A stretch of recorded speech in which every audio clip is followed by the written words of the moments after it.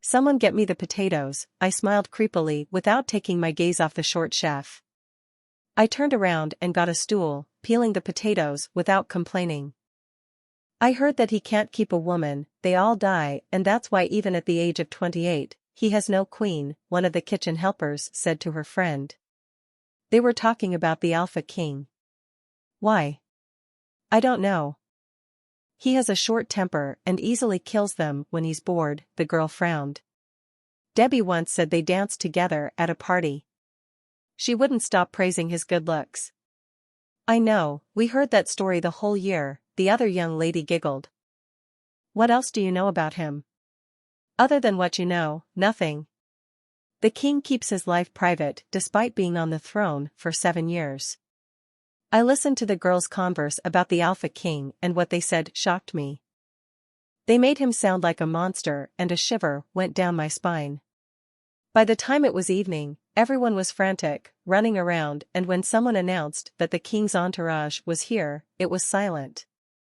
The hall, now, the organizer commanded, breaking the stillness in the room. Someone put a tray of drinks in my hands and pushed me out. The hall was decorated beautifully and the king's entourage was already on the high table along with our Alpha, his family, and the Beta's family. However, the king's seat and 2 others were empty. Was he running late or was everyone just early? And why the fuck did I care? My heart was drumming in my chest. I was snapped out of my thought when a slap landed on my cheeks. Ouch! I groaned. Mrs. Lee was fuming at me. I glared at her in anger. Why the fuck did you slap me, you wench? I shouted. My eyes blazed with anger and she gasped epically, her heart pounding as she slowly backed away from me. Why you were spilling all the drinks. So lost in your thoughts and I did the first thing I thought, she screamed. I groaned at the back of my throat. I was fucking tired of people laying their hands on me. I had the strong urge to react and slap her back, but I contained myself. Breathe, Adira. I walked past the woman, making sure to hit her slightly with my body. I refilled my tray with new drinks and went back to the banquet, serving. I glanced at the king's empty seat again. Where was he?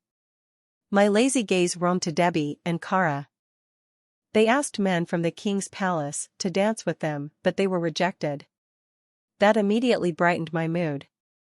I was working with a gentle smile on my lips when I was suddenly pushed into a dark corner of the room. I gasped, seeing Grayson smiling at me. Let go of me, I hissed. Trying to push him away, but his hands were tightly holding my waist.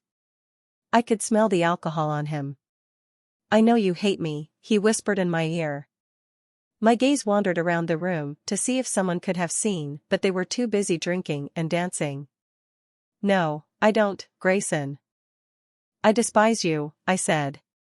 I managed to detach myself from him, but as I turned to walk away, he grabbed my wrist and turned me towards him, my chest slammed into him and he wrapped his arms around me.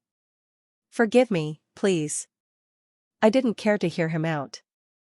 I was still struggling with Grayson when it hit me, the most remarkable scent in the world, fresh-cut grass. The whole banquet went silent as 2 extremely tall handsome men entered the room.